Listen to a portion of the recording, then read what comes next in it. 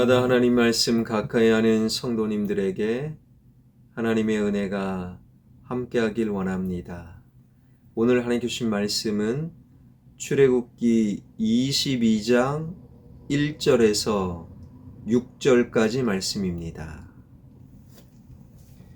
사람이 소나 양을 도둑질하여 잡거나 팔면 그는 소 한 마리에 소 5마리로 갚고 양 한 마리에 양 4마리로 갚을지니라.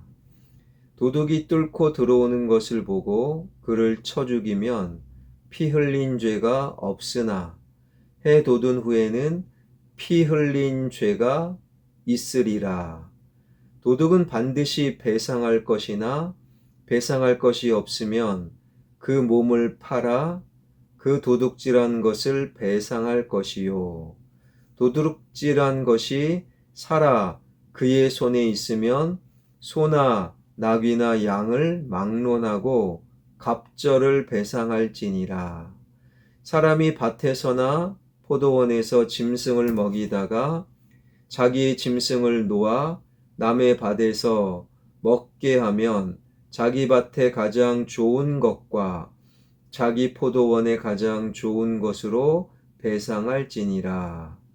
불이 나서 가시나무에 댕겨 낫갈이나 거두지 못한 곡식이나 밭을 태우면 불 놓은 자가 반드시 배상할지니라.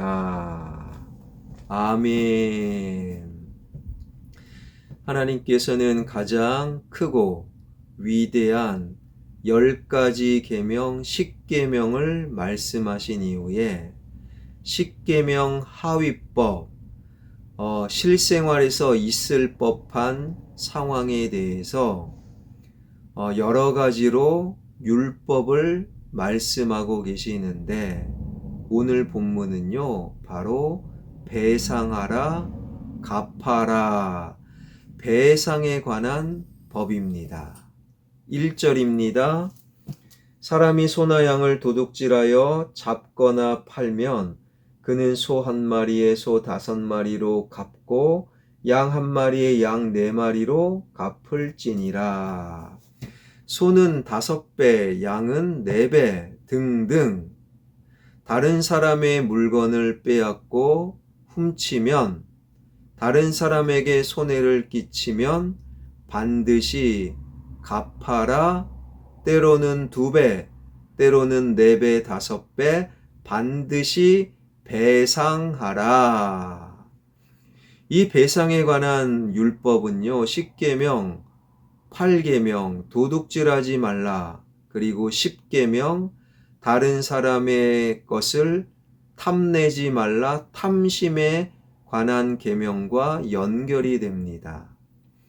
내 마음속에 탐심, 채워도 채워지지 않는 탐심이 있을 때 다른 사람의 물건을 탐하게 되고 그 탐심은 구체적인 도둑질로 이어지는 거예요.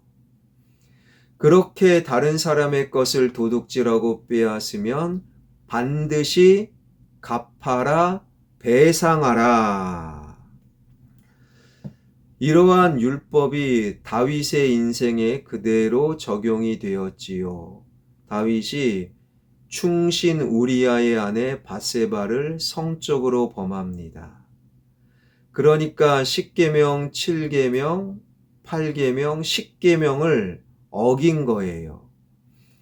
게다가 그 다윗은 완전 범죄를 생각하면서 우리아를 살인, 우리아의 생명을 빼앗습니다. 그러니까 살인하지 말라 6계명도 어긴 거지요.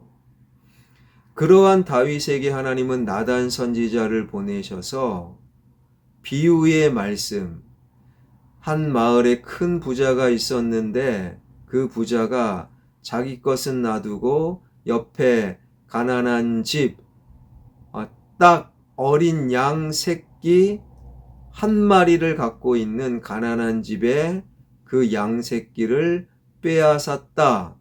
다윗이 그 이야기를 듣고 화를 내며 당장 그 부자를 잡아들여라. 빼앗은 양의 4배, 4배나 갚게 하리라. 오늘 말씀 1절을 그대로 인용하게 된 거지요. 물론 나단 선지자는 바로 다윗 당신입니다. 빼앗은 양의 4배로 갚아라. 반드시 배상하라. 그리고 다윗은 나단 선지자를 통해 통해 자복하며 회개합니다.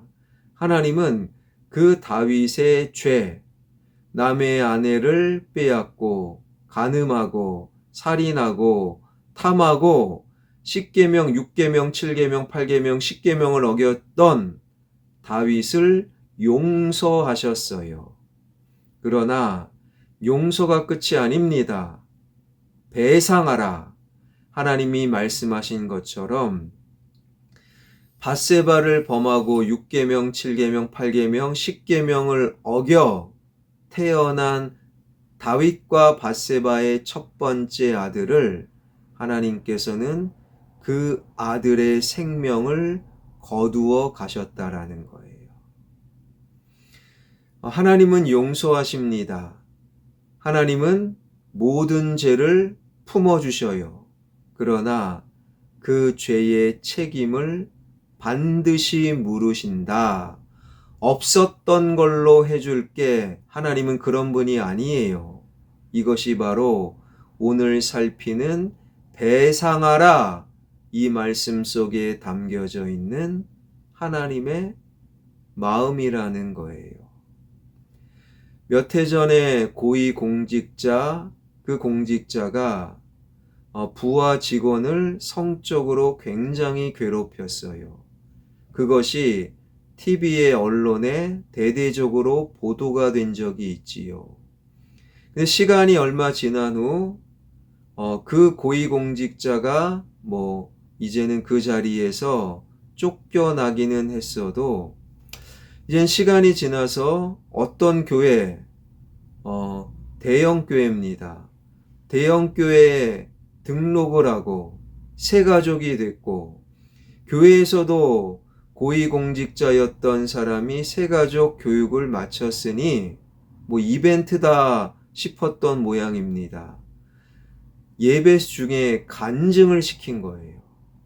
저 같으면 그렇게 못하게 할 겁니다. 간증을 시킨 거예요. 그리고 그 사람이 공식적인 그 간증 자리에서 지난날의 죄를 하나님께서 다 용서하셨습니다. 나는 용서받은 죄인입니다. 이런 식으로 간증을 한 거예요. 여러분, 그것은 하나님의 뜻이 아니라는 거예요. 하나님은 용서해 주셔요. 그거는 맞아요. 그렇다면 배상하라. 자신이 잘못을 성적으로 희롱하고 잘못한 그 여인을 찾아가 용서를 구해야 했다라는 거예요. 이것이 반드시 배상하라 이 말씀하시는 하나님의 마음이라는 거예요. 사랑하는 여러분, 다른 사람의 물건을 빼앗고 다른 사람에게 상처를 우리가 줄 수가 있는 거예요. 그때 먼저 하나님께 용서를 구하고 그리고 그 사람을 찾아가 내가 참 잘못했습니다. 용서를 구하고 갚을 것이 있으면 갚는 것, 이것이 반드시 배상하라 이 말씀 속에 담겨져 있는 하나님의 뜻입니다. 여기서 배상하지 못할 것이 있어요. 아무리 애를 써도 배상이 불가능한 것이 있다라는 거예요. 다윗이 우리야를 죽였잖아요. 배상하라. 근데 이미 세상을 떠난 우리야에게 용서를 구할 수도 없고 죽었는데 무슨 배상을 할 수 있겠습니까? 여기에 바로 예수 그리스도의 삶이 이제는 드러나는 거지요. 배상할 수 없는 나의 실수와 범죄는 예수님께 매달려야 한다라는 거예요. 그래서 다윗은 우리아를 죽인 이후에 우리아는 세상에 없으니 예수님을 부여잡고 통에 자복했던 이유가 여기에 있는 거예요. 바로 반드시 배상하라 이 말씀은 예수님과 함께 배상의 삶을 살아라 이러한 의미라는 거예요. 예수님은 죄가 없었어요. 십자가에 죽으실 필요가 없었어요. 그러나 십자가의 죽으심으로 예수님의 영원한 생명을 우리와 함께 나누셨다라는 거예요. 예수님과 함께 배상의 삶을 살아라. 나는 배상할 게 없어요. 잘못한 게 없어요. 도둑질한 게 없어요. 억지로 빼앗은 게 없어요. 탐하는 마음이 이제는 말씀으로 하나님으로 절제가 됩니다. 그럼 뭐 배상을 합니까? 그러면 두 번째, 예수님과 함께 배상의 삶을 살아라. 예수님이 그리하셨던 것처럼 배상할 것이 없으나 하나님이 나에게 맡겨주신 그것을 다른 사람과 나누며 살아라. 죄가 없지만 온 인류와 생명을 나누시기 위해 십자가에 죽으신 예수님과 함께 배상하는 삶을 살아라. 하나님이 나에게 맡겨주신 그것을, 건강을, 소유를, 시간을, 경험을, 지식을 다른 사람과 함께 나누며 살아라. 사랑하는 여러분, 하나님이 말씀하시는 반드시 배상하라. 그것은요, 다른 사람에게 잘못을 저지르고 배상할 것이 있어요.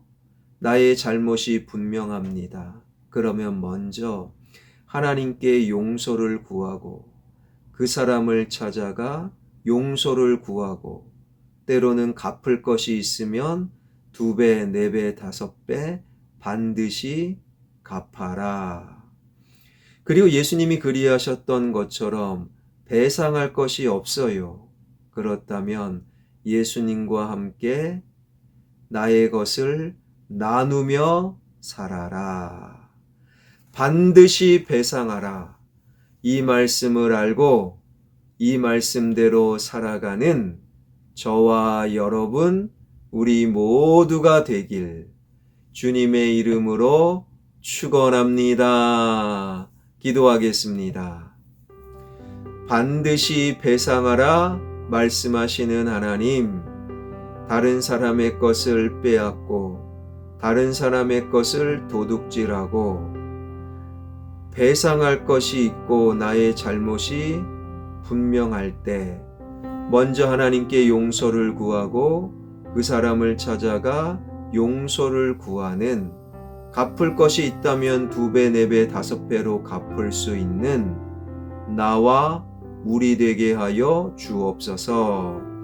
배상할 것이 없고 배상할 수도 없고 잘못한 것이 없다면 예수님과 함께 나의 것을 나누는, 예수님과 함께 배상하는 삶을 살아가는 성숙한 그리스도인들이 되게 하여 주옵소서. 금요일 한국교회가 더 성숙해지길 원합니다. 믿지 않는 자들을 품고 하나님의 사랑을 드러내는 한국교회 되게 하여 주옵소서. 이 나라 이 민족, 정치와 경제와 문화와 교육과 예술과 외교와 국방과 안보가 더 강력해지고 새로워지는 대한민국 되게 하여 주옵소서. 선교사님들 사역 위에 기름 부어 주시옵소서. 성령 충만함으로 말씀이 선포되어지고 교회가 세워지는 은혜를 더하여 주옵소서. 예수 그리스도의 이름으로 기도하옵나이다. 아멘.